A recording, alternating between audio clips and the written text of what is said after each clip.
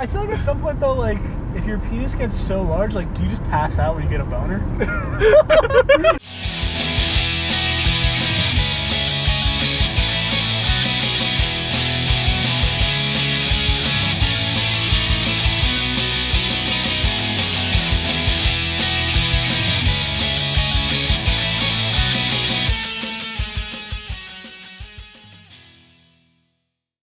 I guess so. Or like the whole thing is like I like to like work out before I like see a girl or I go to a party or something, just to like feel confident. You mean masturbate? Close.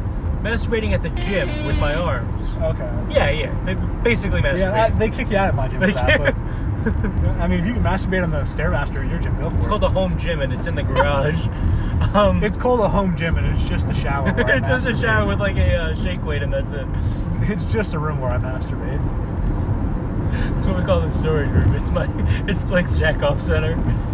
I want to get my arms like nice and jacked and shit. And like if you just had a huge dick, man, all that like nice muscle mass that you made at that day at the gym, straight to your dick. Now you're scrawny again, but you got a massive schlong. Yo, what is it with like? I've heard so much about like skinny white guys with massive dicks. With huge schlongs. And like apparently it's like a thing. Yeah, I don't know why though. But it's definitely a thing. I'll never forget like my first ever roommate before David, before anybody. My first ever roommate, freshman year. He was the example of like a skinny dude, white, whatever, video games, rainbow keyboard, all that cool stuff. And we were talking about dicks, and I was just like, yeah, my dick. I never really measured it just because like why would I don't really care about that kind of stuff. Dicks, you know. And he was like, I couldn't find a ruler big enough. He goes, yeah, man, it's like I've measured it with, I've never measured it with numbers, but I measured it like with things next to me, like the TV remote, my phone.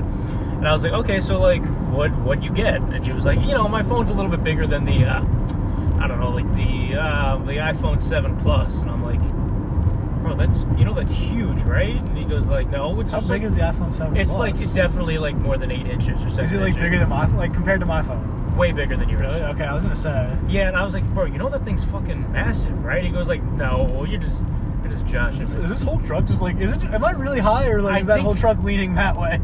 I think it's just the road because like, actually no, it's not anymore. This truck is fucked up. Yeah.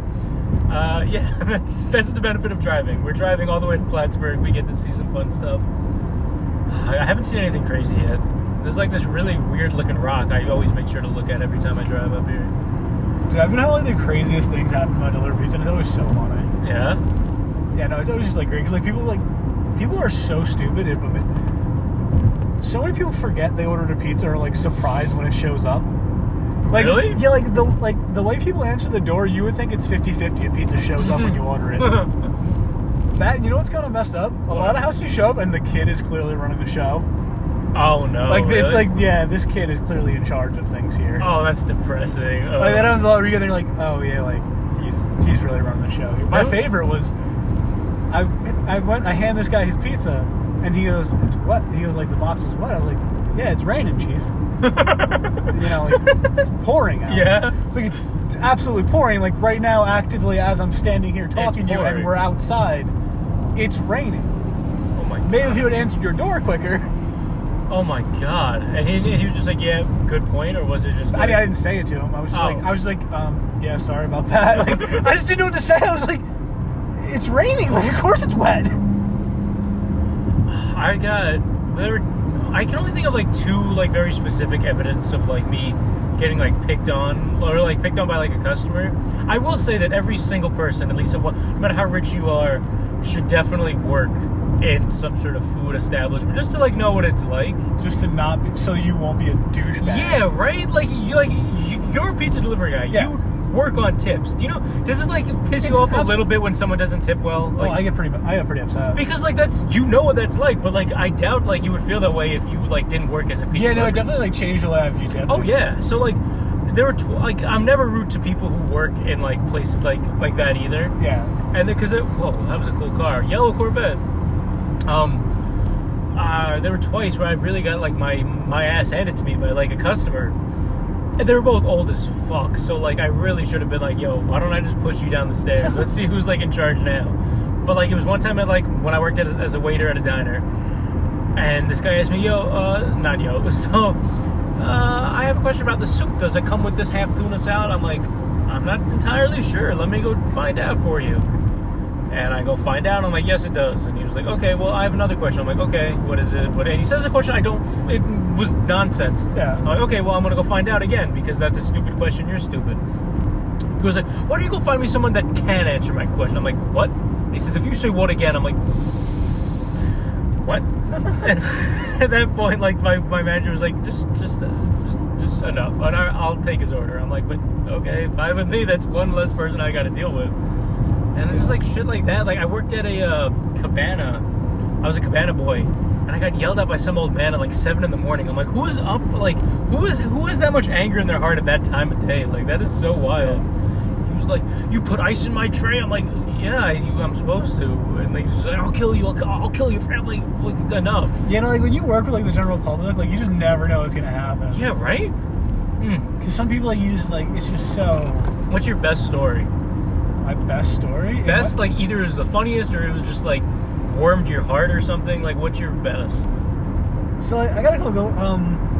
There was one like I don't know if it was the best one, but like it's like an apartment building. I get a knock on the door and like a dog starts barking.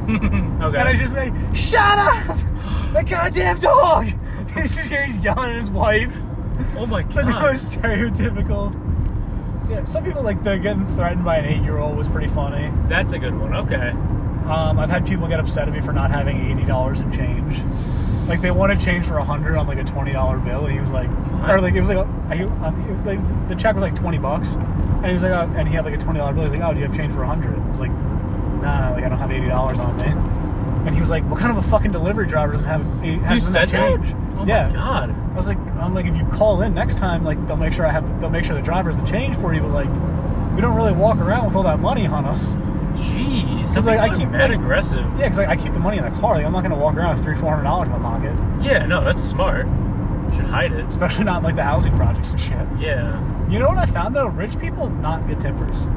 Yeah, it's always people who are like blue collar workers. Yeah, younger, just better people, not like the snobby ass. The most consistent tippers I've found are 45-year-old white dudes who drive a truck with some sort of a sticker on the side of it for a job. Nice, all right. You know, some sort of truck with like, you know, JB Plumbing or whatever the fuck landscaping. Because like they have enough money to do it, and they also know what it's like to be a regular person. No, they don't have enough money. Not necessarily they have enough money to do it. They just know how much it sucks to work for like no money. Damn, all right. That's pretty good then. Man, I just don't get people who like don't tip. Like, I mean, I can also understand like some places not tipping. Like, I don't tip that often when I go to like a deli and I order food and then I leave. Like, it's not like a waiter or anything. I tip if like someone's job revolves around like giving me like doing something for me. You know what I mean, specifically.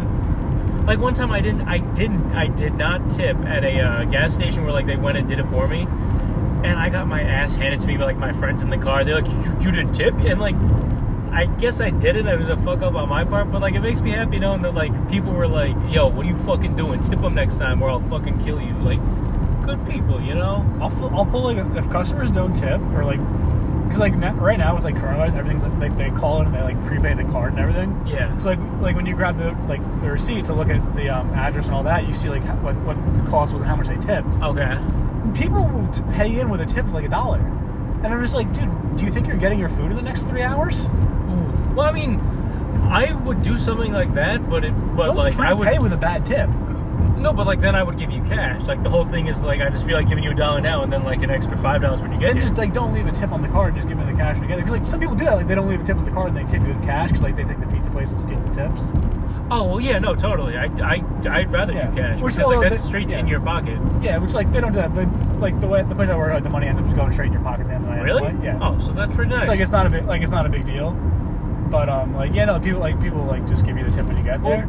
Some people prepay with like $1 tip. I'm like, dude, like you're not getting your food anytime soon. I do that pretty often, but like if I know for a fact I've got $3 in singles and that's dedicated to you, I'd rather you have more money. But like to make it like an even 5 or something. Like just say I decide to do 5, and I want to give you like an extra 2, like prepaid. Yeah. And then I give you an extra 3 because like you know. So like I get it, but like I guess like to a but we have like the driver. Yeah, no, you have no way idea. Of knowing, like, so like it's just more of like a damn, this guy fucking sucks. And I was like, there's this one house, and I'll say the address. I don't fucking like them. And guess what? They sell drugs. They live in a shithole, but they got 4 brand new BMWs in the driveway. And they always tip $1. Oh. They order 4 or 5 times a week and always tip $1. Really? Always. And like not even on the card. Sometimes in the car, sometimes in person, they'll tip $1. Always $1. So what I'll do now is like, I don't always do it. It depends on like the night and how busy it is. Because like sometimes fucking with them like just costs me money because like I have to spend time fucking with them. But what I did was like I took like 3 orders. Like I grabbed like 30 people's orders. I'd drop off the first 2, and I was like, fuck it, they're not getting their food yet. I went back, sat around for a little bit, took another 2 orders, and then went and brought them their food. Oh my God. They called in and they were like guys, like, is our food here? And one of like the phone girls asked me, they were like, this order leave it. I was like, oh yeah, no, it's on its way now. Meanwhile, like it's in my car, like it's in my. That's fucked. It was probably like freezing cold. It was like the 3rd or 4th time within 2 weeks that they tipped me $1. Oh, well, I was gonna say, like, yeah, if you did that like the second time that happened, I'd be like, all right, that might have been like an off day that they. Yeah, it was just like if they've done it several times. Just come pick up your food if you're gonna do that. Like I'm not, you know what I mean? Like yeah, I'm not putting in the effort. Because they've been like, in the last 2 weeks, I spent half an hour bringing you food for like $3. Bro, yeah, all right, I guess I see that. I mean, I don't think I would do that. I just like, ooh, whoa. Some houses that like consistently tip bad. Yeah. I'll be like guys, like don't shoot the messenger, but like they just wanted me to tell you. What happened? I'm sorry. I'll be like, I'll like get to the door, like I'll hand it. I feel like I'll be like, guys, like just so you know, like they wanted to tell you, like if you guys like keep not tipping, they're not going to deliver here anymore. Like none of the drivers want to take it. Wow, you said that? Yeah, I was doing like that. Like the thing is, that's like, not true, right? No, it's not true at all. Okay, they don't give a fuck if they tip us. But like I was like, I'm tired. Like this house always no tips people. Wait, so like all the pizza delivery guys like gather together and talk about all the houses that. No. I just entirely like we all know when houses don't tip because like it's got a fucking no tip there. Or like somehow or like houses that tip well, we all know too. Mm-hmm. Like there's one 10-10. You're gonna get a $10 bill every time, but the lady is gonna touch you inappropriately in a way that you don't want to be touched. Now the ultimate question is it worth it? Like I always say, sometimes they give you the tip, sometimes you give them the tip. I'm calling the police. Oh no! But like it's this old lady, and literally like every time like she always gives you a $10 tip, but she always like really like feels you up, and it's really uncomfortable. What's like the best tip you've gotten? That like really like $22. Just out of nowhere they gave you. The best tip someone who's gotten there was $800. Oh, like I got an $800 tip, and I was like, damn, I'd like go home that day. Yeah. Other than that, though, like the best tip I've seen someone get is like $40. Oof. I mean, that's still pretty good. That's pretty good considering like it's 15 minutes of work. Like it's not. Yeah, that's true. That's very true. Yeah, that's like the big thing is people are always like, oh, what percent should I tip on the like a delivery? And I always say like for delivery, don't tip on the percentage because like the driver doesn't give a fuck like what you ordered. You know what I mean? Like it doesn't really take any more effort for me to carry 3 pizzas than 1. Yeah, I guess that's true. It's like if you live 15 minutes away and you order a $15 thing, that's very good. That's a very good way to look at it. Like the waiter or the delivery boy doesn't really really affect. You should tip based on how far away you live. That's true. So then, what would be your standard for restaurants then? So like if I were to go into a restaurant, yeah, if you're like eating at a restaurant and like you can't use the whole 20% of your regular meal, like what would be your other? Like if a meal, like if 20% was gonna be like $4, and it's like, all right, I'm not gonna get that tip. Well, no, like if you don't, because like you say you don't like using the like 20%, 50% for delivering, yeah. No, but like what would be your best one for? No, like that's what I use in a restaurant. I feel there's a better system because like the waiter doesn't give a shit if you order. Like usually is like I'll just give them what I feel is like a fair amount, and then I'll have like a little bit to that. I like base it off of the number 5. So like if it's like I never really go under 5 unless I ordered like a piece of toast and water. I usually just like base it off what they had to do. Because like if you brought me 1 plate and that was it, like that was all you did, you brought me like a plate and a beer, like it's like $5-6. Like, I'm not going crazy for that. I've been doing this new thing where no matter like how many times the waitress is like summoned to my table, I always add an extra $1. Oh no, I give her 3 regular things, like 3 passes, and then after that I add $1 every time. And like then that seems That's like not a bad system. It's a good system, but like it sounds stingy when it's like a group of like millennials, youngsters who like don't really give a shit about like if I have friends who like if they don't get the ketchup, they're like, all right, I'll just eat it without ketchup. But like my dad or my mom would be like, I need ketchup, I need salt, I need half and half. Like So it works really well with older people because like I racked it up with my dad. He had to pay like an extra like $10, and that's with like the free 3 passes. Yeah. And yeah, so I think that's a good system with boomers, but like not with young. Because like I will literally like if a waitress spit in my food and I saw her do it, I'd be like, thank you, ma'am. Thank you, mistress. The other thing I'll do to people who tip out is I'll shake up their soda. Yeah, I'm not spitting in anything, but like that's not that bad. Which though, I think low-key, I think all the sodas get shaken up because they all go in the trunk. Well, yeah. I mean, like I think they all just get shaken up shit because like they go in the trunk and then I drive like a fucking animal. Then I drive in a way that makes everyone feel for their life. Remember that street I told you about that always smells like cum? I think I remember that one. There's one street like I always drive to deliver and like it's like the whole street reeks of cum. I think that's just like the smell dryers make. I've smelled that smell before, and it's like when a dryer like it's like dude, it reeks of like bleachy cum. Bleachy cum. It's just so disgusting. The name of my new punk rock band, Bleachy Cum. Ew! It sounds like the worst anime of all time. You know, I forgot it's still recording. Oh yeah, we're still going strong with our podcast. We didn't even get to a topic yet. Yeah. We were talking a little bit earlier about politics and business with like having a morally correct or morally incorrect compass and how far you can get. And Kyle brought up a very interesting thing, and I obviously connected it to superheroes because I am one of those scumbags. But I compared it to Daredevil. It's a TV show on Netflix. One of the gags is like, oh, I'm the CEO of like this top business, and I'm going to hire a hitman because my business is in trouble. And I always thought that was like complete like malarkey. Kyle here has something else to say about it. Kyle. My thought is, to get to a top level at a top company, you have to be a monster. You have to be a carnivorous monster. You have to be willing to kill whatever is in front of you. Not in a literal sense, but you do have to be willing to, in a lot of cases, destroy I took it lives. literally. So, like, if I asked Kyle if the top 100 businesses of all time that are like listed as like the top tier, would the CEO of that company, if told you can get a 30%, what's 30%? A 30% boost to your profits. Boost in profits, and you have to kill this innocent young man right here with a family. Do you think that they'd do it? And Kyle said that out of the top 100 businesses, 100 of them would. 100%. I didn't even think about it, but think about this. Apple has suicide nets around their factory. I have heard that.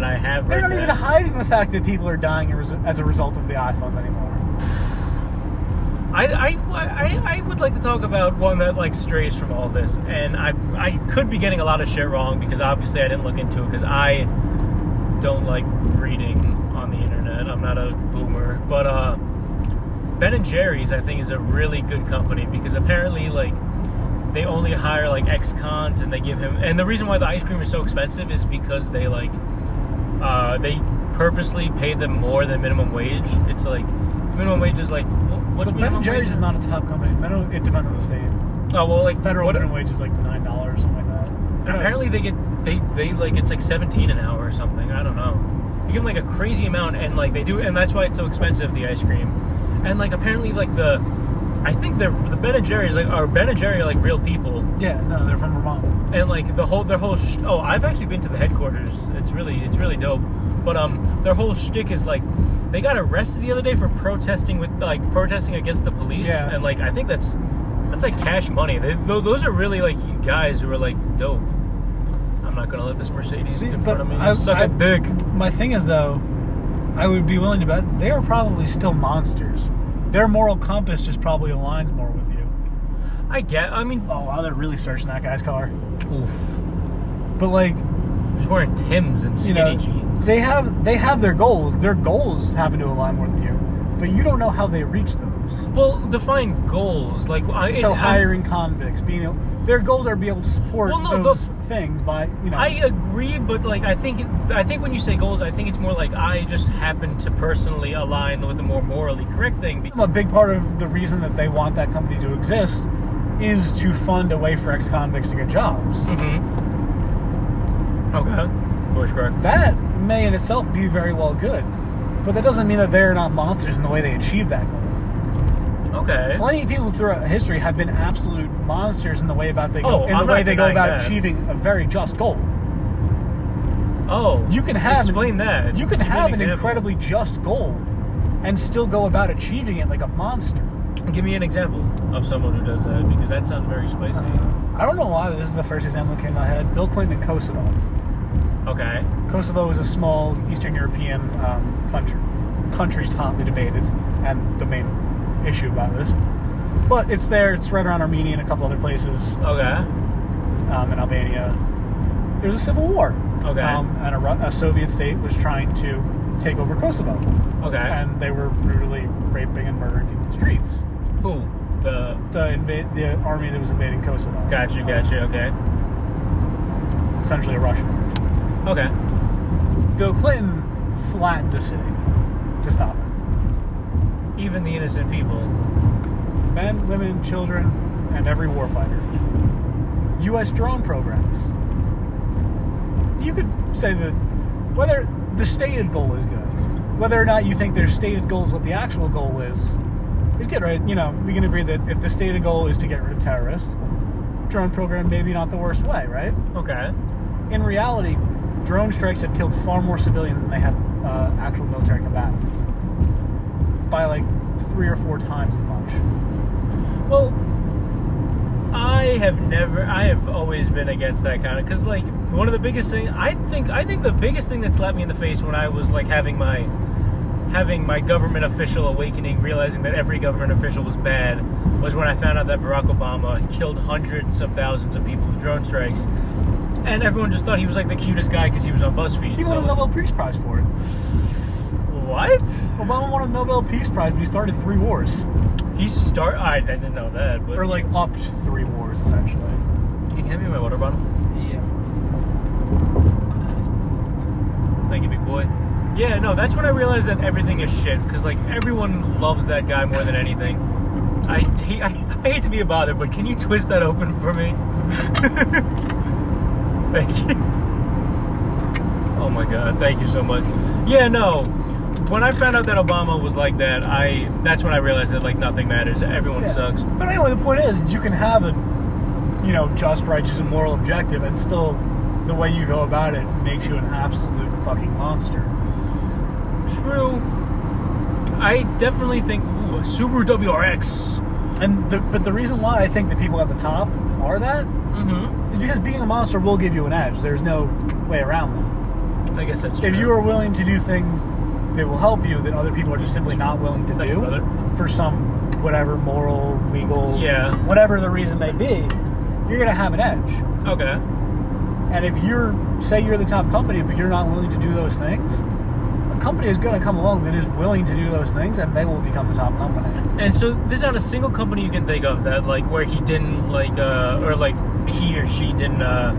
So these are all things that are very hard to prove or point to, because these are all things that happen in private, in-back rooms. Yeah, the no, that's backstabbing, very the deals. true.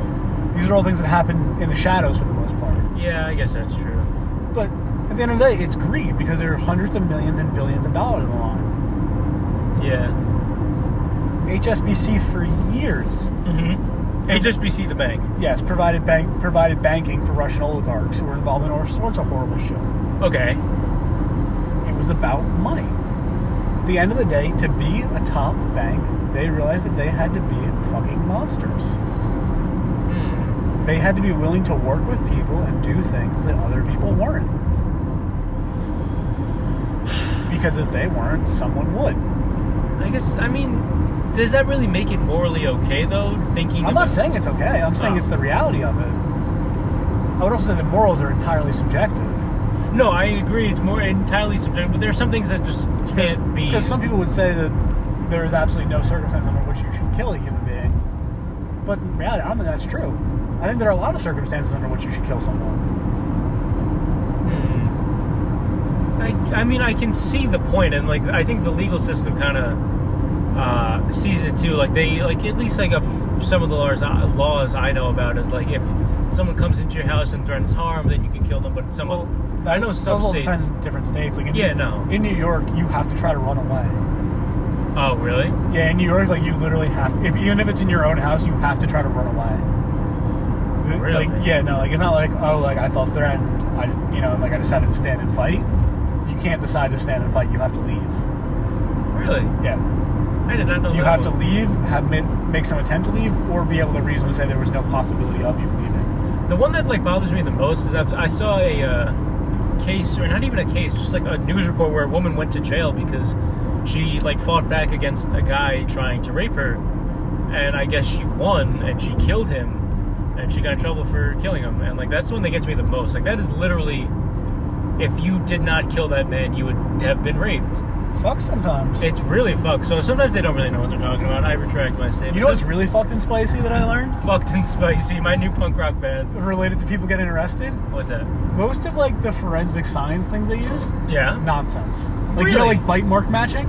Like, yeah, I can assume what it means. 90% of the bite mark, like they did a study where like they gave a bunch of like whatever you call it. I can't pronounce the name of like whatever you call the people who study that. Oh, forensic scientists. No, they're like specifically bite marks. Like there's a name for it. They gave them a sample of bite marks, and they weren't all human. The doctors, whatever the fuck you call them, did not successfully identify which ones are human and which ones are not. Really? There is no science whatsoever to that. There is no... You know where it originally came from? The Salem witch trials. What? The Salem Why? witch trials is where bite evidence came from. What? Someone had been bitten, and the one accused of being possessed or a witch or whatever the fuck you want to call it had, like, fucked up teeth, and the prosecutor, whatever the fuck you call it back then, magistrate, whatever, brought him around to the jury and was like, look at his teeth. It matches the bite mark. Oh my god. And that was where bite mark evidence came from. I mean, I guess, like, under horrible circumstances where it's like, oh, a guy is missing a tooth and he bites someone and then, Still, like... No, you still can't tell. Really? Even because if skin doesn't react the same way every time. I guess that's It'll make a different mark if your arm's flexed or not flexed. Really? You know what is also fake? Blood splatter. That's interesting. They just do it over and over again until they get a blood splatter pattern that matches. What do you mean do it over and over again? So, like, the way they, like, recreate blood spatter patterns to, like, prove that something is, they take, like, a fake head full of blood and they smash it with something, whatever the murder weapon is supposed to be. To show, like, look, it makes the same thing. But, like, the blood spatter, there's no science to it whatsoever. That's very upsetting. No science to it whatsoever. Huh. I mean... There was also no qualifications. There is. It's a 1 weekend course, a qualification to be able to testify as a blood spatter expert. Really? Or a bite mark expert. That's the scariest one. Holy shit. You mean I could become a blood spatter expert this weekend? Yes. And I could testify in court? Probably not this weekend. I mean, probably not this weekend, but like next weekend I could. Yeah. Holy shit. That's the worst one. People have been sent to jail and killed based on these types of evidence. That's the worst fact you've told me yet. Holy. The worst part is courts have acknowledged that there is no science to bite mark evidence. But since that it's... Has there ever been a court case where, like, the bite mark evidence and the blood spatter evidence, like, that was the main factor? Or, like... Tons. People have been executed based on cases like that. Based on solely just the blood spatter and the... Because they make juries think it's, 100% perfect. DNA evidence also isn't perfect. DNA is the gold standard, but there are lots of ways to manipulate it. Like how? The way you handle it, the way you collect it, the way you process it. They can make different things. And there's also cases of, like, best practice where there was one case, I think it was New Jersey, like 30, 40 years ago. Okay. A little girl was found dead in a van. Okay. Or not in a van, but she was found dead. The person they thought did it had a van. And they went and searched the van. They said they found her hair in his van. Mm-hmm. He was tried and convicted based on that. 10 years later, he finally got them to let an independent group do a second analysis of it, and they found that the hair couldn't have been from the girl when she was alive. And the theory was, and with the timeline, there was no way he could have killed her anywhere else. She would have had to have been alive in the van based on the cop stories, and they said based on the hair, she was not alive when she would have been in the van. So, like, essentially through that, like, they proved, like, it had to have been planted. The theory, eventually it was proven that the cop went and took some hair from the body and planted it in the van. I was like, wait, so then he, like, I didn't put it together. I thought, like, he happened to have the dead body. I'm like, no, like, the cop, like, went and put the hair there and was like, oh, found this hair. Oh my god. Yeah. The cop didn't go to jail. Didn't go, really? Nope. Finished out his career on the force. Retired in peace. Wow. I think he died of cancer. Oh my god. One of the bad ones, too, which just shows your karma's real. I think he died of, like, bladder cancer or something, which is apparently awful. Oh no. But deserved every bit of it. And then some. 10 years? For fucking planting some evidence in there and then letting a guy go to jail for 10 years because of it. I don't even know what to say to that. That is so upsetting. People are like really, like, what was his? Did he not like the guy? Did He just close the case? Oh, jeez. He needed a head on the chopping block. There was a story I read, or like a video or a movie or something, where like there was a case where like a mother was killed, I think, and she left behind like a son, and there was a very clear like suspect, but there was one police officer who was like, I think the son did it. And they're like, what makes you say that? Well, we took one of his notebooks and he has these doodles of skulls and bleeding. Like, oh my god, what else? He also happens to own a bunch of knives. And like, oh my god, this guy's a sicko. So they go into his room, they get a warrant, they check all of his stuff, and there's nothing, obviously. And they're like, all right, well, I guess it's not him, because obviously there's nothing there. And that's the end of that. The same cop was like, nope, I think this is the guy. And he just kept badgering the kid, calling him, and be like, we know what you're up to. And it's like stuff like that. And it was just like, and then they found out like oh, when they convicted the actual murderer, I think, the same cop was still after that kid. He was still like, yo, I know what you're up to. So like, cops aren't, the legal system is fucked. Cops are fucked. The legal system is very fucked. You want to hear two more fucked examples? Sure. So what other type of evidence would you guess is complete nonsense? I'm thinking back to my Brooklyn Nine-Nine experiences. Think of the pizza episode. Pizza. We're like arson evidence. Arson, okay. Arson investigators, nonsense. Really? Look at those mountains. Yeah. Which I've always kind of figured, because, you know, I've started a lot of fire, and I looked at it afterwards, and I'm like, yeah, it's just all burnt. Like, you know. Yeah. Apparently, like, most of the time, they can't really tell. Really? Yeah. There's way better views coming up. Really? This is like the prettiest view ever, right? Yeah, like, there's way better views coming up. I think we haven't even hit the Adirondacks yet. Really? Yeah. I always fall asleep on this road, because I'm never the one driving. You guys couldn't tell already, I'm driving a car all the way to Plattsburgh, maybe like 8 hours away. Oh, you ready for the most fucked part? What's the most fucked? So, the death penalty. You would think they are super sure when they give someone the death penalty. The death penalty is like, that makes my skin crawl, man. So, Florida, in recent history, has executed 100 people. Okay. They're literally almost exactly on the dot of 100. I think they're like 101. Okay. How many people have been proven to be innocent? If it's like more than 50, that's pretty 30. Full. What? 30. More than 30 have been proven innocent? 30. How many were killed? Like no, like they executed 100. 30 of the people they executed were innocent. What? Their success rates with executing people is only 70%. Holy shit. They're only right 70% of the time when they kill someone. Holy shit. That's the worst thing I've ever... Holy fuck. If they killed 10 people, 3 were innocent. Holy shit. And like, do they issue like a statement or anything? Or is it just like, oh, whoops, that's a fuck up on our part? No, they haven't really. Oh my god. When did they stop killing retarded people? I think Texas was the last state to stop killing retarded people. I hate that word, but okay. You like mentally challenged people? Or yeah, literally, like people who are like, the medical term is like retarded. Like they're literally too dumb to make decisions. Okay, too dumb. Stop. No, like they're like that's the literal medical condition. Like they don't have the mental horsepower to. See, it always sounds like you're about to say something like sweet. Like they don't have the mental horsepower. What the fuck? But yeah, no, like what happened? I think Texas was the last state to stop killing people who were like considered mentally incapacitated or anything like that. Oh, really? In like 2007. Ooh, Plattsburgh, 97 miles. Jeez, I mean 97 minutes. Is that? We're going just over a mile a minute. Oh, really? 60 miles an hour. 60 minutes an hour. I don't need your witchcraft, all right? And we're going like 70. Yeah, the police are so fucked. Yeah. We never even did the podcast on that Philadelphia bombing.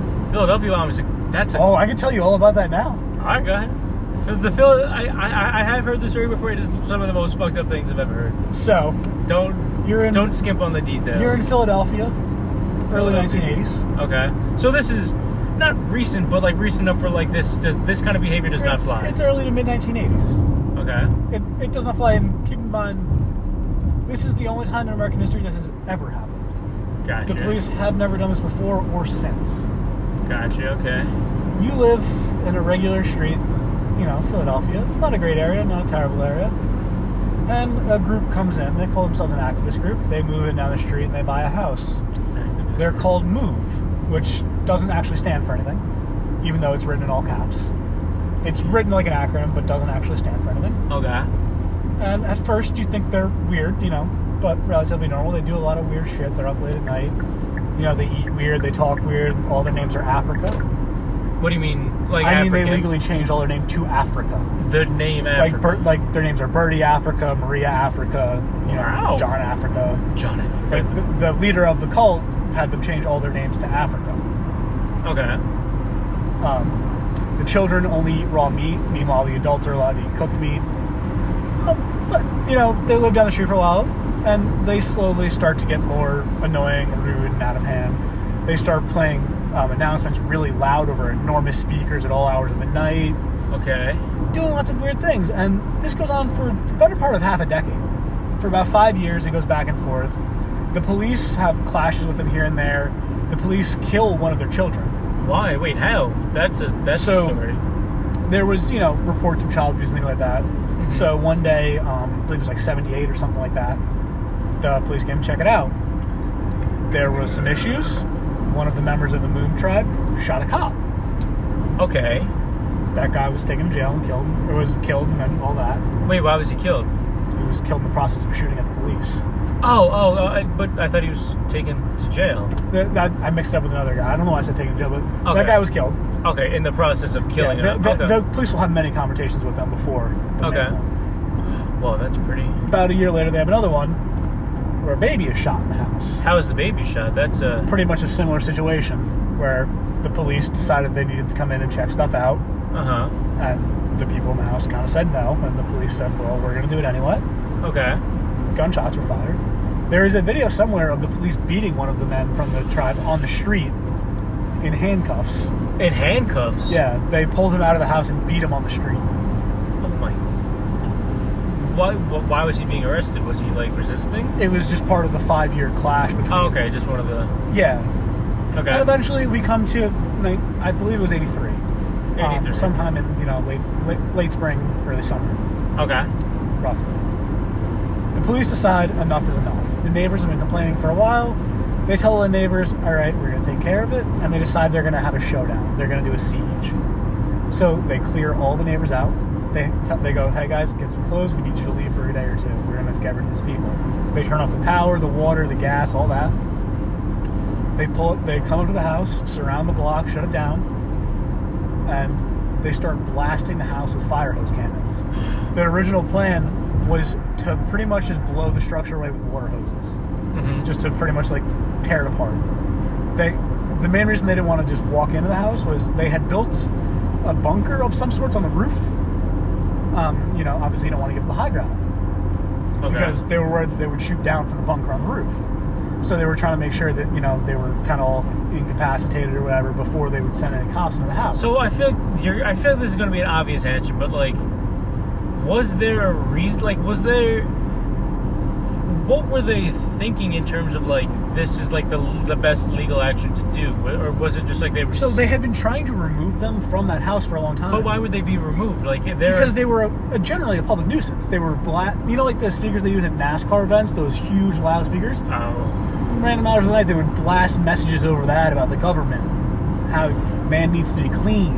Oh, so what they were doing was actually Yes, they were. Whether or not they're a cult is somewhat debated. I think they're a cult.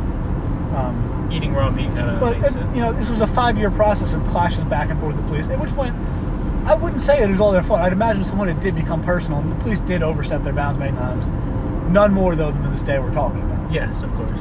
So they get there with the firemen, and they blast in the house with water, trying to rip it apart with the fire hoses. That isn't entirely working, so they start throwing tear gas in the house. until the house is just filled with tear gas. Keep in mind, there are kids, women, and children in this house. Yes. Along with the men. They're believed to have guns. Not believed, they did have guns. They did have guns. The police claim that the people in the house fired first. That has since been proven to not be true. Okay. That is proven to not be true. They proved it because every witness, including police and firefighters, say that the first gunfire was automatic. The people in the house didn't have any automatic weapons. But did the police But the first gunshots were automatic. Did the police have Yes. automatic weapons? Oh. Yes. All police have automatic weapons in their trunk. Really? Yeah. They have an M16 in their trunk. I didn't know that. Yeah. Okay. Or in the front part. Yeah. But anyway, tear gas doesn't work. So they start shooting at the house. Indiscriminately shooting at the house. Until they run out of ammo. Okay.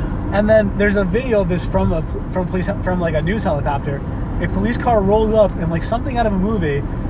They open the trunk and it is just full of bullets. The entire trunk of the police car is full of bullets.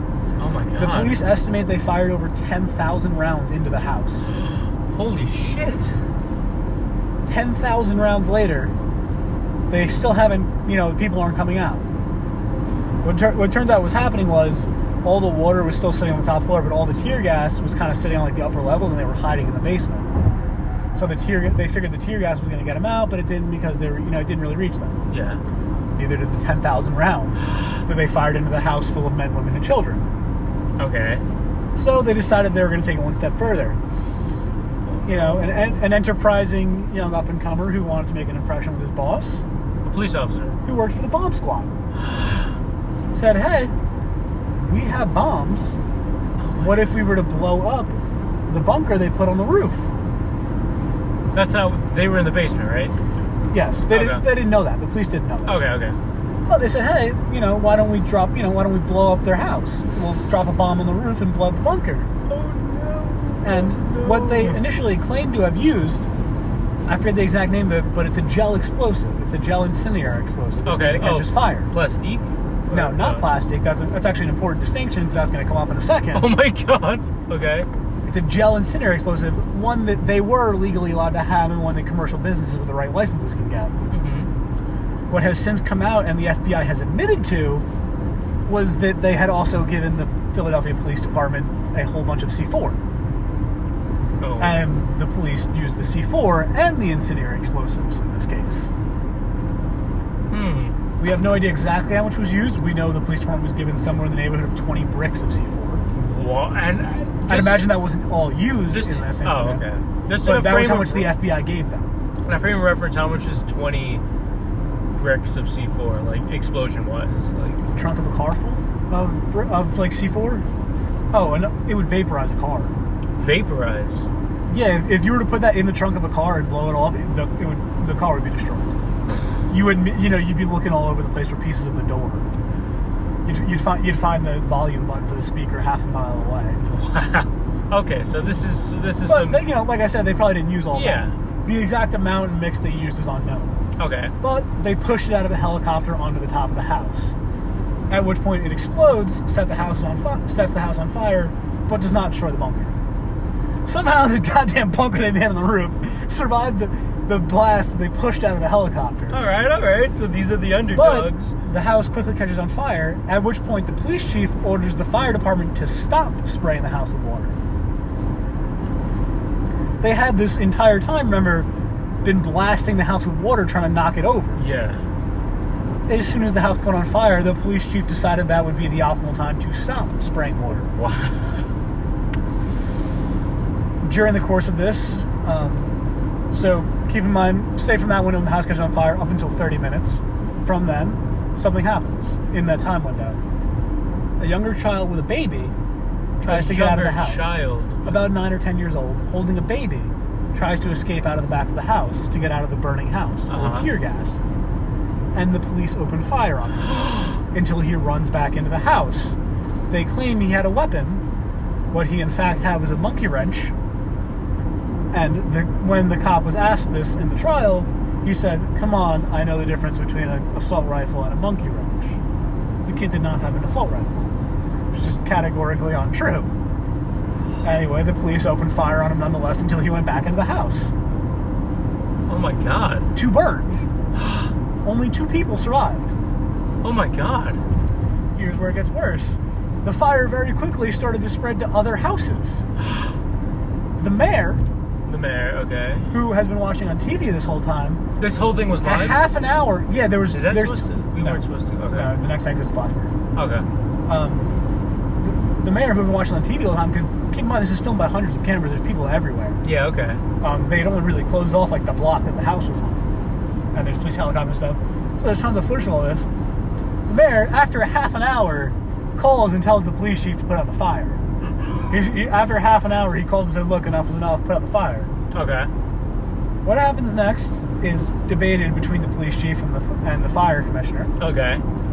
The police chief says he told the fire commissioner to turn the hose back on. The fire commissioner contends that he at no point received such an order, and the hose was never put back on the house, and it was allowed to burn to the ground, along with about 3 city blocks. They burned 3 city blocks? Well, the fire started like it just caught because like all the houses are connected. Yeah, and if they're They're all like literally touching. yeah, like a regular suburban. Once it got going, there was no way to start it. Fun fact: I don't know if you've ever seen World War II in color, No. but in the episode where they talk about the Nazis bombing London, the footage looks incredibly similar, if not worse, to what London looked like after the Nazis bombed it. Oh my God. 10 city, a couple city blocks are flattened to the ground, burnt to ashes. Were there any casualties, like besides like the No, because they evacuated everyone else. Oh, okay. They made everyone else get out. I believe they killed something like 9 or 10 people in the house that they were initially attacking. Oh my God. There were 2 or 3 surviving people, 1 boy and one older girl. Okay. The surviving boy was the one who got shot at trying to carry out the baby. Oh, but he survived? He survived, yeah. Okay. I don't think the baby did. Oh my God. That was the first and only time in American history that police in America have bombed So did someone. well in this case, was it like the police were told to do this, or was it just like they took the justice? The police commissioner took it upon him. So it's the police's job to manage a community and keep it relatively peaceful Safe, and all yeah. that. They had a lot of complaints about these people, and it had gotten to the point where they had tried to deal with them in a manner that wasn't forceful, but that had clearly become not an option. There was going to be no way to force them to get them to do what they want without physical force. Mm-hmm. They weren't letting them in the house or anything like that. So it came down to we have to physically remove these people. And at that point, I feel like you're on the right path. They're a horrible thing for this neighborhood. They've gone through all the correct legal proceedings to have these people removed. And they're not. But there is just you have to physically remove them with force because they have weapons. But at no point were they told to bomb people. Yeah. They weren't legally allowed to have C4. You're right, yeah. That's a good point. The police department was not allowed to have C4. The FBI wasn't allowed to have given it to them. This brings up a very good anecdote that was given to me by my brother. My little brother told me something that it's totally true. We were having a discussion about cops and whatnot, and he said something that is very true, and I think this is a pretty good example of it. If you bare bones all of it, and obviously it doesn't happen that often, but if you bare bones all of it, you could be killed by the police officers who are sworn in to protect you and save you if you do not pay a parking ticket. You could, at the very bare bones, the worst extent, you could be killed, because think about it. You don't pay the parking ticket, you get a ticket for whatever. You don't show up to court. You don't show up to court, you get in trouble. Eventually, you would be sent. Eventually, a warrant goes out for your arrest. And then if you decide not to go to jail, it becomes like we need to physically remove you. And if you do something to stop us from removing you, we will be forced to use even more. That's my thing. Is I just feel like there needs to be less situations in which a guy with a gun is going to show up.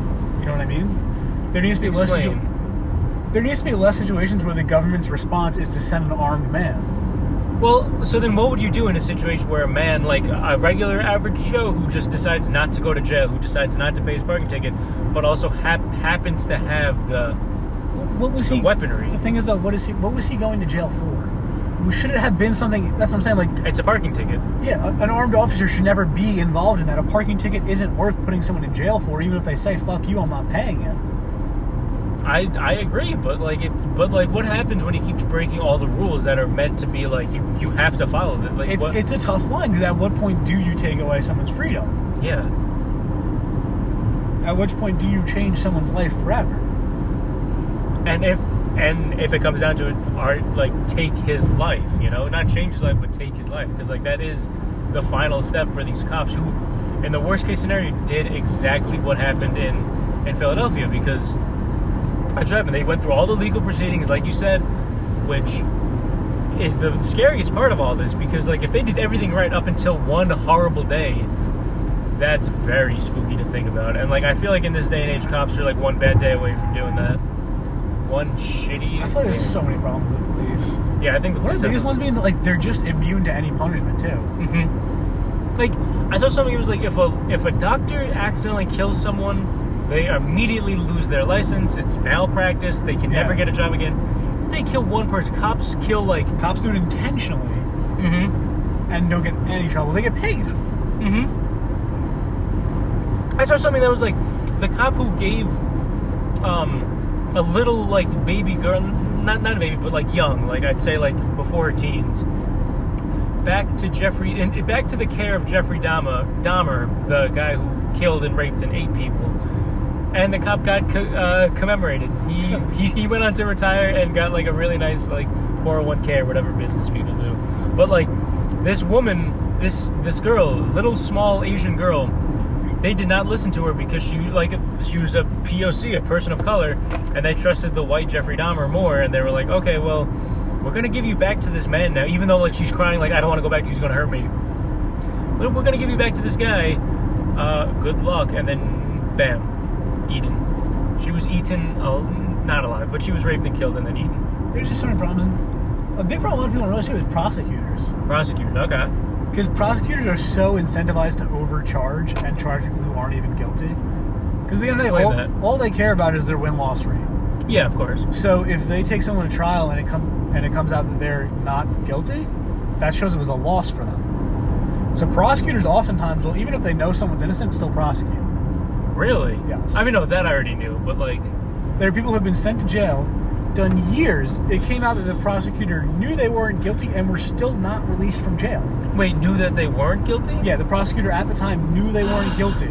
That I did not. I just assumed that people because what I always see on TV is prosecutors being I know this person's guilty, but I'm gonna fight for their innocence, which sucks. It's really shitty, but because you put him back on the street, but even worse is I know for a fact this guy's innocent, but he's rotting in jail because I want to keep my. There's a pretty famous case in Florida. There's a Cuban immigrant or Cuban someone. No, not Cuban, Honduras. Which I don't know how much you know about Honduras, but it's the murder capital of the world. I did not know that. It is literally the most violent place in the world. What if thought Middle Eastern Nope. Afghanistan or really? Honduras is the most violent place in the world. They have the highest murder rate. What makes it so high? A lot of people kill each other there. It's a very poor country with very little government. Okay. Or very little effective government. Okay. Police are a joke there. But, fun fact, guns are illegal in Honduras. Really? Yeah. That's interesting. Notice how it doesn't help much. It does not. You are right. That is a true fact. Citizens aren't allowed to own guns in Honduras. And it's it the really murder doesn't seem to do something about the gun murder rate. Jeez, all right. Also, fun fact, the gun murder rate in the U.S. been on the decline since the early 80s. But that doesn't explain school shootings and stuff. It's just how much is publicized.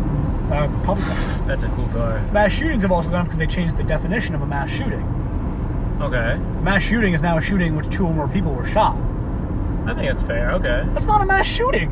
Yeah, it is. It's more than one person getting shot. That's a mass shooting. A mass is 5, 10, 15 people. All right, who are you to... 2 people is not a mass shooting. Yeah, it is. If you had 2 people stabbing because if I say there was a mass shooting today, how many people do you think died when you first... I don't know what I think, but it's got to be a logistical number, and because I'm assuming the phrasing is important for getting this person charged, right? Well, no, because it's still just murder. Mass shooting isn't a crime. you don't get charged. Oh, I guess never mind then. I was No, gonna you say just like get- it makes more sense because like No, just instead of 2 counts with a murder, you get charged with 10. if you think about it from the terms like from the position of like the person whose family member it is, or like even the person if you got shot and survived, it'd be like, damn. I don't want. I would hate to be like chalked up to just a number, you know, like that. Yeah. If you kill more than one person, just I say call it a mass shooting. Who cares? No, it's not a mass shooting. But like, what difference does it really make? It's a multiple homicide. That's the technical term. At least it was until they changed the definition. I think I was gonna say I like mass shooting. I think that's a good phrasing, just because like you know, it's still more than one person. Anyway, back to the fucking back police to your though. anecdote. This is a man from Honduras. Yeah. He immigrates to the U.S. illegally. Illegally. Okay. He works here for a number of years. He lives in a trailer next to this nice white family. Okay. Very, very white trash, very poor. You know, like 2-3 generations living in one trailer. Okay. The white family? Yeah. Okay. Very poor. He works at a restaurant and whatnot. You know, random shit. Okay. He comes home one day, and you know he's friendly with the people next to him. Like you know they talk and whatnot. He's friendly with the parents, the daughter, and all that. Comes home, and I don't remember if he saw something like weird over there, or like he just went over there to ask him something. He goes over there and there's blood on the front door. Oh, okay. He opens it. The mother is dead on the floor, stabbed to death repeatedly. Okay. He finds a knife and picks it up. That knife happened to be the murder weapon. Oh no. He doesn't do anything. You know, he just goes away. The police find the body and everything. But eventually he's like, you know, but he didn't want to tell the police because he's like, you know, I'm an illegal immigrant, I don't really speak English. It's Florida, Texas, and he's like, either way, they're not going to listen. I'm an illegal immigrant. They're not going to listen when I tell them that I killed this person. But eventually, you know, like a week or two later, he decides, you know, no, like I have to tell them. So he goes in and he tells the police. And, you know, he thinks everything's going all smooth and stuff. You know, he's just telling them, like, what happened. He doesn't realize they think he did it. Oh, And then he is charged with it. And convicted. Don't tell me he was killed. He's not killed. He's put on death row. Goosebumps, oh no. Spends 10, 15 years there. Okay. Eventually, the Innocence Project takes up his case. You what? The Innocence Project. Okay. It's like a big national charity. They represent people who can't afford lawyers who are in situations like this. Cool, okay. It's what they do. They pick up his case, you know, they do all that. The first thing they do is like they look at all the evidence. A lot of it doesn't add up. Like what? They never tested the blood. Like the blood of the woman? All the blood in the trailer. Oh, really? They never tested it. That's an interesting one. Okay. They claimed that the only blood was hers, and that's it. Mm-hmm. They said the killer cleaned up in the bathroom because there was like blood and stuff in the bathroom. His fingerprints were in the bathroom because, you know, he's been there before. Oh, the house, yeah, like, you know, it's his neighbors, they're friendly. He's been in their bathroom before. Oh, okay. But they never test the blood. There are lots of, I don't remember all the details, but there are lots of problems with the case. But anyway, one of them being the fact that there was no blood. One of the fact being that they didn't test the blood. Oh my god, okay. They didn't bother testing the blood to confirm that it was him. Alright. He gets sentenced to death. He's put on death row. 15 years later, the Innocence Project gives thing. One of the first things they do is try to get the blood tested. The government's still hanging on to the blood. They go to court, they ask the judge, hey, you know, we want to test this blood. The judge says no. They offered to pay for it. The Innocence. Yeah. They said, you know, we'd like to take possession of the sample and have it, all that, you know, get it tested, see. And the judge says no. The judge says there's not enough evidence to say that the blood isn't his, even though it was never tested. Huh. Okay. It's because in a closed case, you need more evidence to reopen any evidence. I get okay. That like in a conviction, like you need a little more evidence. There's no new evidence to suggest that it's not his blood. Okay. Even though it was never tested. And, you know, so the Innocent Project keeps digging in. And they find out the daughter. The daughter, they start talking to her. The woman who was killed. Yeah, the daughter is, for the most part, missing a pinky. At the crime scene, there was a very weird hand swipe of blood on the wall for someone who looked like they only had 3 fingers. Oh, no. Goosebumps. Ooh, okay, The daughter is missing most of her pinky. Oh, no. They ask her, at the time, were you missing that part of your hand? She says yes. They ask her what happened. she cut it off because sometimes she blacks out in violent fits of anger and threatens to kill people. She was hospitalized for threatening to kill her mother before. Wow. That is goosebumps. She claims that she was over at her boyfriend's the whole night. The police never bothered to interview the boyfriend. Really? The boyfriend says she was not over at his house the whole night. What? She left around midnight. Roughly about an hour before the mother was killed. Finally, this man is released. The original prosecutor refiles charges against him. After 15 years on death row, the prosecutor refiles charges after all of this has come to light. And they go to another trial. Because he does not want to be called wrong. Wow. And in that trial, he is an absolute monster in the way he describes the men on trial.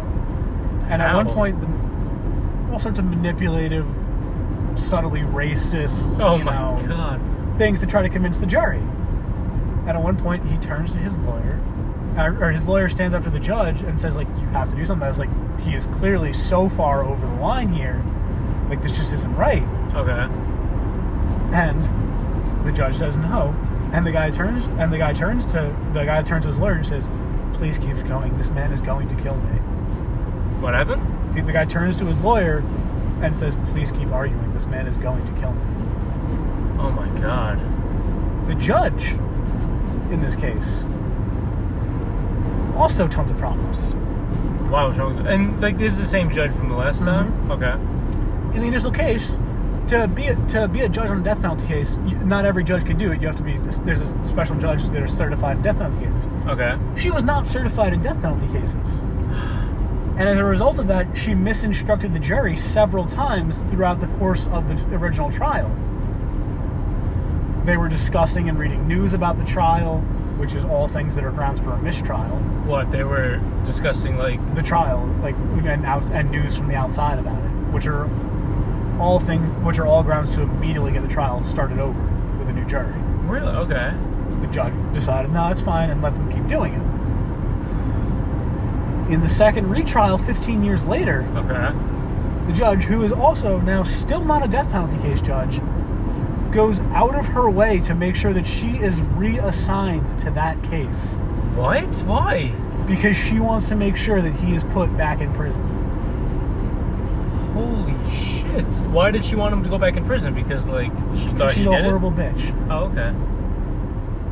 Wow. And it was probably a smudge on her record that she decided to participate in a death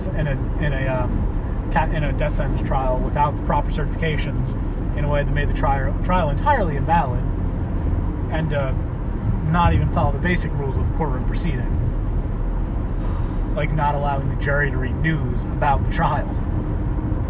Oh my God. Wow, that is fucking horrible. Prosecutors, holy shit. Oh, wow. And the problem is, when they lie or do something like this, there are no consequences. Yeah, nobody really got in trouble for this, right? No. Not a single person, like... The only person who got in trouble was the guy who got sent to jail for 15 years. 15 years? Yeah, it's crazy. The two lawyers who worked on him for the Innocence Project still pay his bills and stuff. They felt that bad for him. Wow. I mean, yeah, I would too. Because, like, he had, he came to this country with nothing, and then he spent 15 years on death row. How old is this guy? Is he still around? I think he's in his 30s. He's in his 30s? I think he's in his late 30s now. How old was he when... Wait, if he's in his late 30s, He was probably 25 when he got sentenced or something like that. Oh my God. Wow, this would be like if it happened to us right now. Give or take. Pretty much. And then you had to go spend the next 15 years on death row. I mean, he's still got a lot of life left, which is like kind of nice. I thought it was ruined as a human being. I bet, yeah.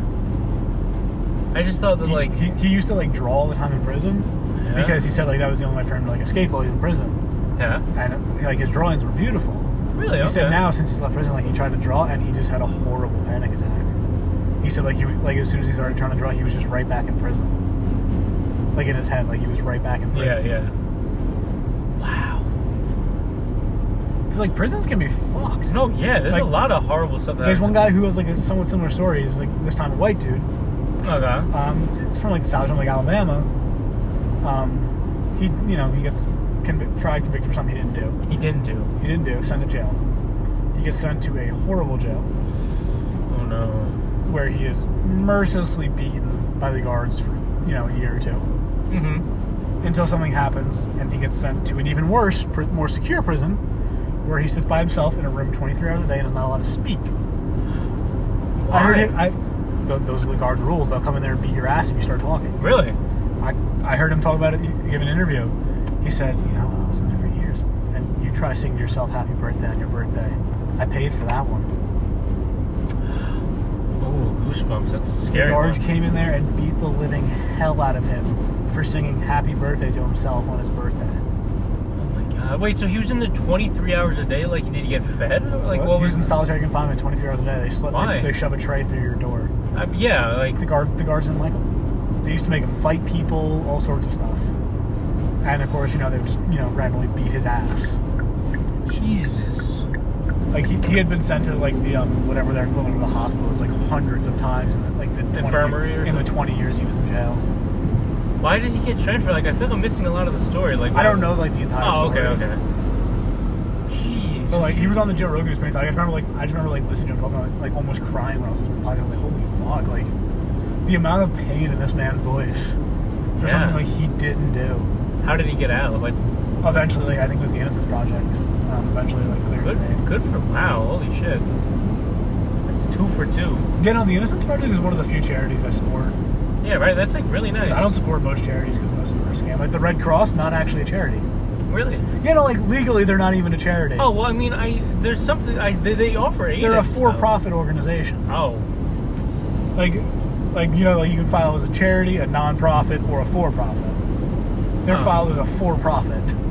Well, I mean, I guess, but like, are they like, have they done stuff that's a little like sketchy, or is it just like that's like what they call themselves? I think their donation rate is like 30 cents on the dollar. Oh, something like that. Okay, It's not good. I know there's some stuff about autism awareness. Yeah, a lot of those are really bad too. How are the autistic people going to figure it out?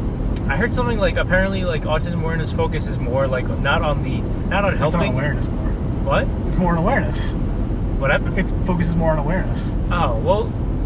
Instead of like actually trying to fix autism. Oh, I see what you mean. Well, the story I heard is apparently like they don't focus too much on helping autistic people. They focus on like helping other people deal with autistic people. Yeah, no, so, it's like all about awareness for like autism. Yeah. Like, none of it actually goes to like fixing autism. Which, I mean, in some ways it makes sense to me because we're probably 30 years away from the technology to fix something like that.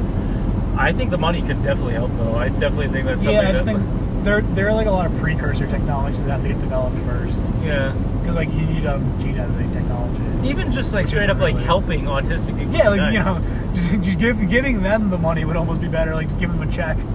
Yeah, I mean, maybe don't give them a check. You know what I mean? Like it's almost just like that's almost better than what you're doing. That would have been directly helping them. That would have been even like because like we had this thing in my old high school. I didn't hear. This is coming from someone else, but what they heard is from a real teacher. Apparently, they had like an autism helps kind of like section of the high school, which was like good. People staying there for a little longer than they normally would in high school. And the whole benefit is like you learn. It's called life skills. You would learn life skills that help you in life. Stuff that like would be a little more difficult for them and would be easy for us. They learn. And I heard from a friend who heard from a teacher, not like from another person, from a teacher who like actually like helped and like taught with those with the life skill kids. They found out that like their main job was to like life skills. Yeah, it's life skills. No, but like their whole thing was like the school would give them projects to do that would like benefit the school, not help them. So like they would do the school's laundry, they would paint the school, and like that's life skills. But like the whole shtick was that the school wanted free labor. And that was like one of the things that... Yeah, no, my school... A lot of people, like, in elementary school, like, I was in special ed. Okay. And a lot of the kids that were, like, in my special ed class, like, from us, like, middle school was where it split off, like, where you got sent to life skills. Mm-hmm. Like, half of my class or more got sent to life skills. Half your class in elementary school or half? Yeah. Okay. Got sent to life skills when they went to middle school. Really? Why? Because, like, I was in special ed class, and at the time, like, special ed wasn't really a thing. There was only one school in my district that had it. Okay. So, literally, like, every kid with every different type of learning disability, from like severe autism to dyslexia to like literally just being too stupid. Oh my God, really? Like, there was like not even a mean way. Like there was a girl there who literally like just didn't have the brain power to like you know, be a regular person. Like she didn't have the brain power, or was she just like not very smart? Because like it's the same thing. Like she was so dumb it was like functionally a problem on a day-to-day basis. Like she was never going to be doing a real person job. Okay. Like she was just never going to be doing like an office, like cashier was it for her, like from the beginning. Really? Okay. Like there's not enough going on upstairs to do more than that. Okay. So like, you know, like there's all the different people in that class, and like it was just so like, but a lot of the people like got sent to life skills because like there was nothing else they could do. I hated those classes. That's upsetting. Yeah. I remember the like literally the most fucked thing I ever heard in one of those classes was there's a cop right there, by the way. Where? The what? Right there? Yeah. Some more. I know that was a cop. I thought it was just a regular. Oh, that's a cop. Yeah. Oh, I thought the guy in the cop car. I thought because like, that's the same. I know what a cop car looks No, the like. cop over there. That's a cop car right there. I just didn't know if you see this. No, it's not. Yeah, it is. It's like a regular Ford. That's one of the Ford Escapes that they use for cop cars. What do you know? They use the Ford Explorer Interceptor edition. I don't speak Spanish. What are you saying? Anyway, but you know, the most fun thing I ever heard you say was in the class. I heard him one day go, "This class has really become a dumping ground for the district." I was like, wait, who said that? The teacher. Oh my God! Like, the teacher of my class was like, "This has become a dumping ground for the district." But it was like they had like no idea how to deal with like their whole thing was like just put them out of the way. Because like I'm dyslexic, and like they were like, here, try sitting on this yoga ball, that might help. And I was like, what? I was like, I'm like 7, and I don't really know anything about dyslexia, but I'm pretty sure the yoga ball's not gonna help. They're giving me like pencil grips, like, yeah, this should help. I'm like, you guys retarded? Like what? You guys absolutely retarded? Like that's so fucked up. I was like, my brain processes things backwards. Like, how's a pencil gonna help? Or a yoga ball? Did anything they do help at all? No. Wow. They didn't really understand dyslexia back then. That's so They weird. also they didn't really like have like their special ed program. Like the whole goal of it really was just to like get all the special ed kids out of the regular classes. That's so that, like up. They're not really in other people's way. Because like you didn't really interact with anyone else. Like at recess you went somewhere else. Like, all that shit. I wonder why. That's probably like why people like treat people with disorders like that like crap all the time. My dad's dyslexic, and back when he was a kid, it was just called being dumb. Holy shit! Like he didn't find out he was dyslexic till they found out I was dyslexic. My mom like literally started like reading off all like the things, the things that happen when you're dyslexic, and he was like, those all sound like dead on. Really? Yeah. Fuck. That must be incredibly like depressing to be hit with that. Oh wait, am I? It's probably why I still hate school. Oh yeah, I mean, just because like schools don't know how to teach kids like that, you know? Yeah, especially because like I was smarter than the teachers. Yeah, like if and like, it really that's so upsetting because like you were put in special ed, you were like labeled as like dyslexic, mental disorder. Yeah. And like there's a good chance you were smarter than like half the kids, or more than half the kids in your class. Like as I got older, like they started to figure it out more. This is good. And then yeah. I stayed in special ed till like my end of my sophomore year of high school. Really? But after that, it was because of behavioral problems. And okay. Yeah, because like they would tell me to like do work, and I was like, go kick rocks. Like it's not gonna happen. Go kick rocks. Like it's not gonna happen. What a boomer! Because we're go kick rocks. Apparently, requiring a reason to do something other than "I told you so" is a learning disability. Wow.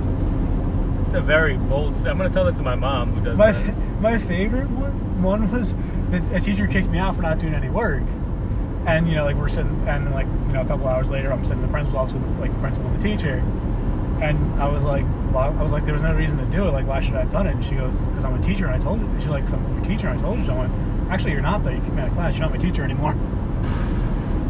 It's like you kind of stopped being my teacher when you stopped teaching me. Wow. I was like, either you can be my teacher and kick me out of class, but you can't do both. I mean, this was in high school?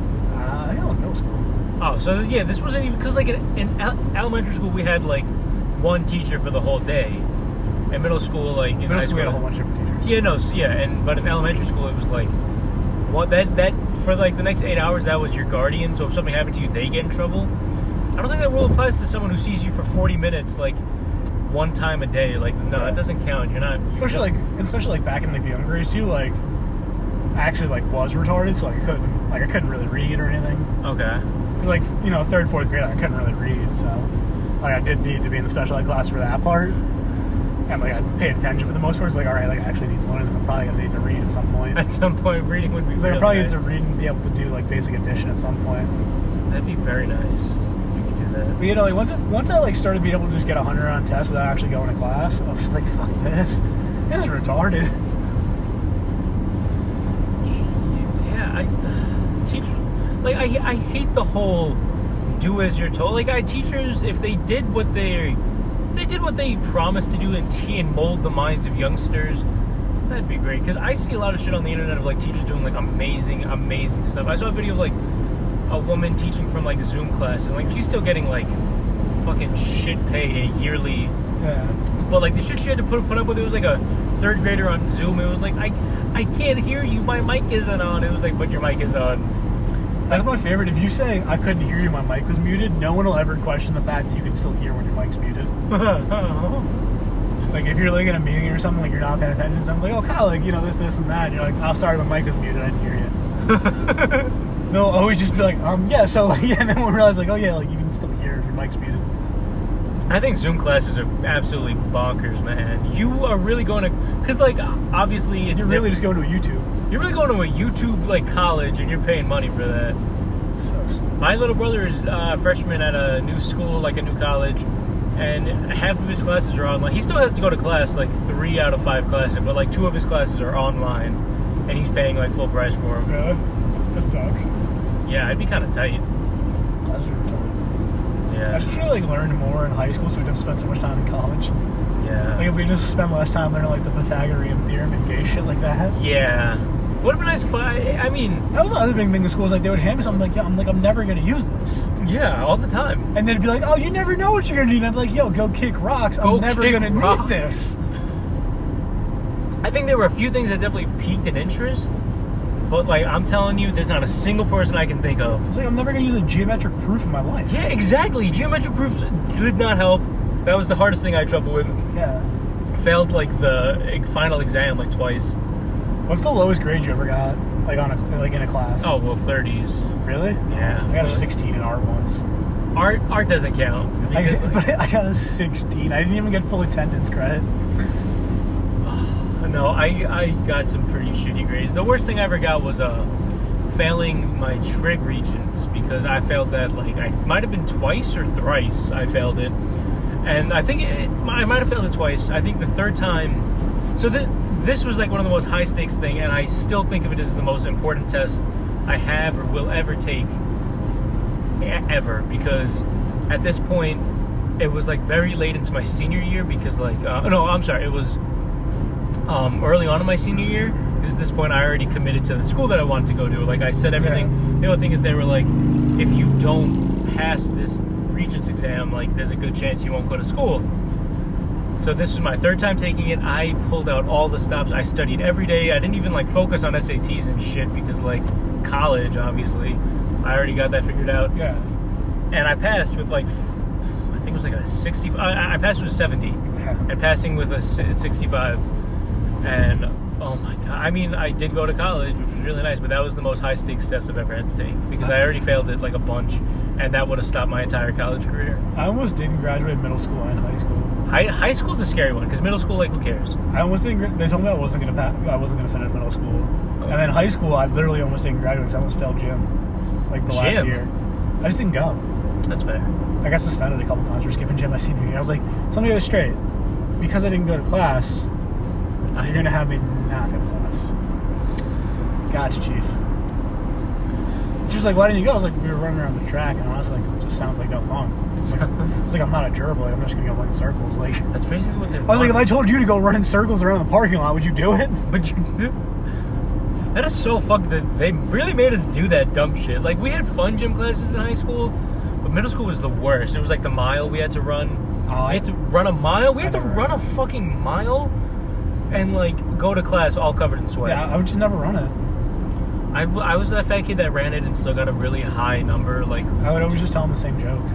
What? You think I got this fat to run? There were some good teachers though. There were some that taught good or like. There were some teachers who like were like people who like changed lives. There were definitely. There's at least one who I wouldn't have graduated without. Yeah, Mr. Halford, I definitely wouldn't have graduated without. What teacher was he? He was an art teacher. Oh, really? Yeah, he just kind of like set me straight a lot.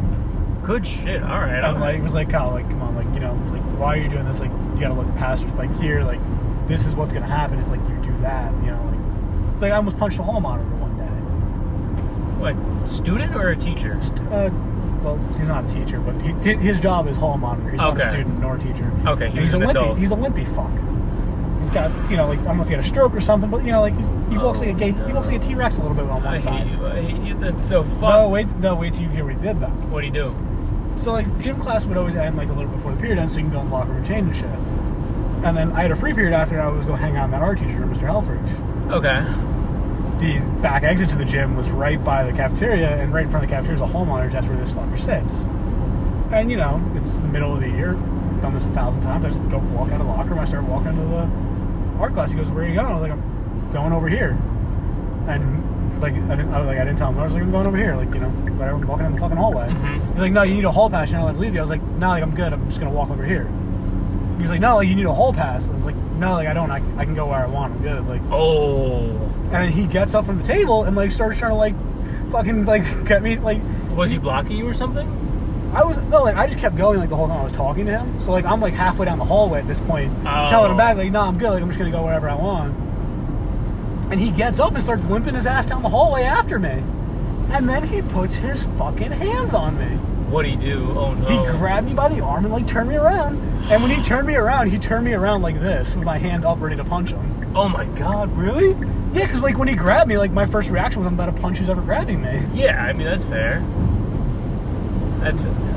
But, like, that happened, and, like, the next day I was, like, sitting, and eventually he was like, "All right, well, I'm not going to get punched by this kid for not letting him go to the class. Like, I'm just going to tell the principal and let him handle that." Oh. So, like, I'm sitting in, like, Mr. Eller's room, and, like, I'm telling him what happened. He's like, like, how do you get kind of, like, think a little smarter, like, you're not going to graduate if you keep doing things like this.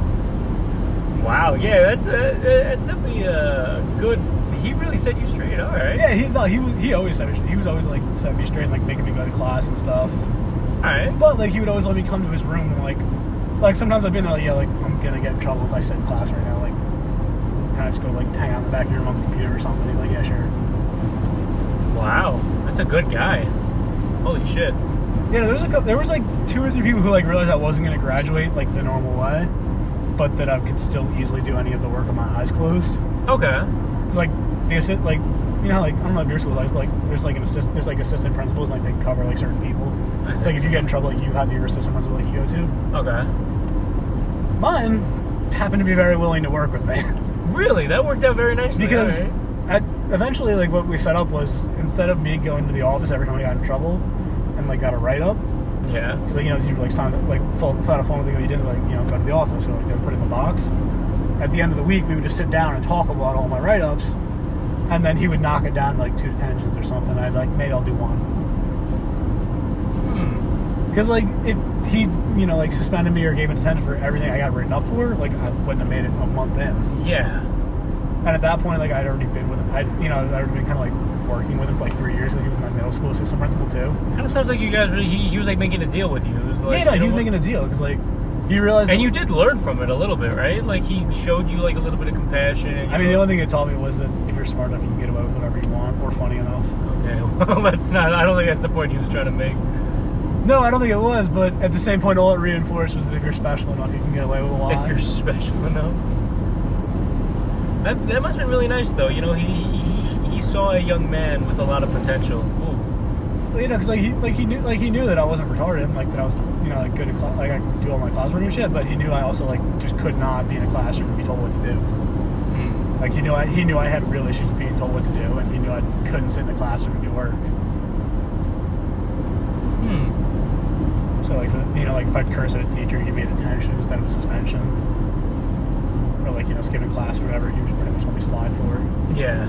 So, like... Him and one history teacher, I think the funniest thing was... History teachers are always the coolest. Because, like, I don't know if, like, you remember these things. Like, for, like, the state test, like, they would read something and, like, you'd have to, like, take notes on it and, like, answer questions about it without reading it back. we were doing like a practice one of those one day in class, and like the principal who always let me slide on shit was in there, and I didn't take any notes. I just I just listened. Okay. And like we answer all the questions and stuff, and like we all hand it in. Like I finish it first because like I'm usually the first one done in every class for like any test or anything. And I finish it first, and like I hand it to over minutes. I'm just like why didn't you take any notes? Like, made me look bad in front of them. And I was like, I didn't take any notes, but I bet you I did better than everyone else in here. So who really made you look bad? The people who took notes and didn't get a good grade, or the person who didn't take any notes and got a good grade? And she was like, well, fuck. She was like, I guess. Wow. Because like if I don't need to take notes to get 100, why would I take notes? That's true, yeah. I was talking to a professor or a high school teacher once, and he told me, like, because, like, it was one of those things where he would speak, and we would just take notes. There was not really anything on the board. And, like, I guess he saw one kid was not taking notes, and, like, he was like, a lot of teachers get mad at that kind of stuff. But I had a kid in one of my college class, like, he was telling us this story, and I thought it was the funniest thing, because I knew people that do it all the time. But, like, he was telling a story about how he knew a kid in college.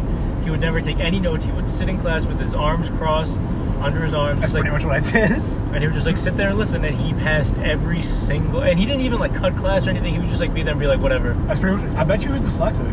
Probably.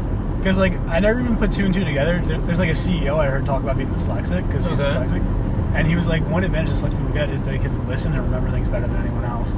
Because like taking notes, for most of your life wasn't an option. It's like you're just not going to make any sense, and it's not like like it's going to take you too long to write it. You're not going to be able to read it later, so like you just have to sit there and listen. Jeez, yeah, guess you're right. It's a pretty good skill to have, though. As soon as you hear something, you just remember it, and yeah, like it doesn't. I've barely taken notes in 17 years of school. Even in college? Yeah, I didn't really take a lot of notes in college unless they were math based. Oof, math sucks. Just because like you can't remember math. Yeah, that's kind of ass. Kind of need like examples to get back to, but for the most part, like I would just kind of.